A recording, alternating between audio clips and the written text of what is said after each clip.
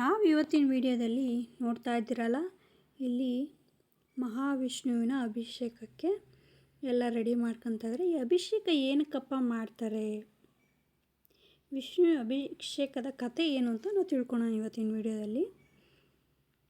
ಶ್ರೀ ಮಹಾವಿಷ್ಣುವಿಗೆ ಅಭಿಷೇಕ ಮಾಡೋದ್ರಿಂದ ಅತ್ಯಂತ ಪವಿತ್ರ ಸೇವೆ ಎಂದು ಪುರಾಣಗಳಲ್ಲಿ ಕೂಡ ಉಲ್ಲೇಖ ಆಗಿದೆ. ಅಭಿಷೇಕ ಭಗವಂತನಿಗೆ ಮಾಡೋದ್ರಿಂದ ಸಮರ್ಪಣೆ, ಕೃತಜ್ಞತೆ ಸಂಕೇತವಾಗಿರುತ್ತದೆ.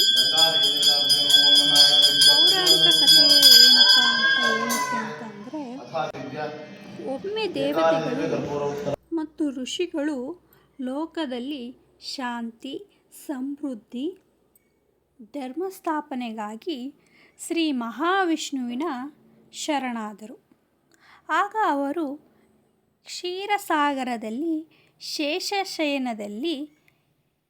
ಶೇಷಶಯನದ ಮೇಲೆ ವಿರಾಜಮಾನವಾಗಿ ಇದ್ದರು.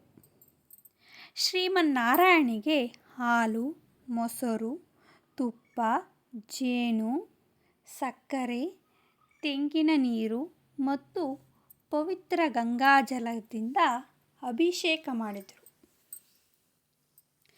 ಈ ಅಭಿಷೇಕದಿಂದ ಸಂತೃಪ್ತರಾದ ಶ್ರೀ ಮಹಾವಿಷ್ಣುವು ದೇವತೆಗಳಿಗೆ ಆಶೀರ್ವಾದ ಮಾಡಿದರು, ವರಗಳನ್ನು ಕೊಟ್ಟರು.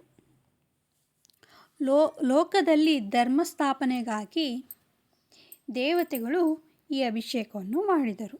ಭಕ್ತರಿಗೆ ಐಶ್ವರ್ಯ, ಆರೋಗ್ಯ ಮತ್ತು ಸುಖಶಾಂತಿ ದೊರೆಯಲಿ ಮತ್ತು ಪಾಪಗಳ ನಾಶವಾಗಲಿ ಎಂದು ವರಗಳನ್ನು ನೀಡಿದರು.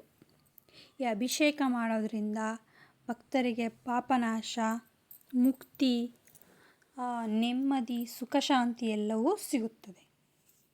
ಮನಸ್ಸಿಗೆ ಶಾಂತಿ ದೊರೆಯಲಿ ಎಂದು, ಕುಟುಂಬದಲ್ಲಿ ಸುಖಶಾಂತಿ ಸಮೃದ್ಧಿ ಹೆಚ್ಚಾಗಲಿ, ಮಹಾಲಕ್ಷ್ಮಿಯ ಅನುಗ್ರಹ ಹೆಚ್ಚಾಗಲಿ, ವಿಷ್ಣುವಿನ ಕೃಪೆ ಜೀವನದಲ್ಲಿ ಶುಭ ಕಾರ್ಯಗಳು ನೆರವೇರಿಸಲಿ ಎಂದು, ಪಾಪಗಳು ಕ್ಷೀಣಿಸಿ ಪುಣ್ಯ ಲಭಿಸುತ್ತದೆ ಎಂದು. ಈ ಅಭಿಷೇಕದ ಸಮಯದಲ್ಲಿ, ಮಹಾವಿಷ್ಣುವಿನ ಅಭಿಷೇಕದ ಸಮಯದಲ್ಲಿ ಕೆಲವೊಂದು ಮಂತ್ರ ಜಪ ಮಾಡುವುದರಿಂದ ತುಂಬಾ ಪುಣ್ಯ ಬರುತ್ತದೆ. ಶ್ರೀ ಮಹಾವಿಷ್ಣುವಿನ ವಿಷ್ಣು ಸಹಸ್ರನಾಮ ಪಾರಾಯಣ ಮಾಡೋದು ಕೂಡ ತುಂಬಾ ಒಳ್ಳೆಯದು. ವಿಷ್ಣು ಸಹಸ್ರ ಪಾರಾಯಣ ಮಾಡೋದು ತುಂಬ ಕಷ್ಟ ಆದವ್ರಿಗೆ ಓಂ ನಮೋ ನಾರಾಯಣಾಯ ಎಂದು ಜಪ ಮಾಡ್ಬೋದು. ಇಲ್ಲಾಂದರೆ ಓಂ ನಮೋ ಭಗವತೆ ವಾಸುದೇವಾಯ, ಓಂ ನಮೋ ಭಗವತೆ ವಾಸುದೇವಾಯ, ಓಂ ನಮೋ ನಾರಾಯಣಾಯ, ಓಂ ನಮೋ ನಾರಾಯಣಾಯ, ಓಂ ನಮೋ ಭಗವತೆ ವಾಸುದೇವಾಯ ಎಂದು ವಿಷ್ಣುವಿನ ಜಪ ಮಾಡೋದ್ರಿಂದ ತುಂಬಾ ಒಳ್ಳೆಯದಾಗುತ್ತೆ. ನೋಡಿ, ಇಲ್ಲಿ ಅಭಿಷೇಕ ಎಲ್ಲ ಪೂರ್ತಿಯಾಗಿದೆ. ಲಾಸ್ಟಿಗೆ ಮಹಾಮಂಗಳಾರತಿ ಕೂಡ ಮಾಡ್ತಾ ಇದ್ದಾರೆ. ಅಭಿಷೇಕದ ನಂತರ ಮಂಗಳಾರತಿ ನಡೀತಾ ಇದೆ. ಎಲ್ರಿಗೂ ಒಳ್ಳೆಯದಾಗಲಿ ಅಂತ ಕೈ ಮುಕ್ಕೊಳ್ಳಿ. ನಾನು ಕೈ ಮುಕ್ಕೊತಾ ಇದ್ದೀನಿ, ಎಲ್ರಿಗೂ ಒಳ್ಳೆಯದಾಗಲಿ ಅಂತ. Thank you for watching.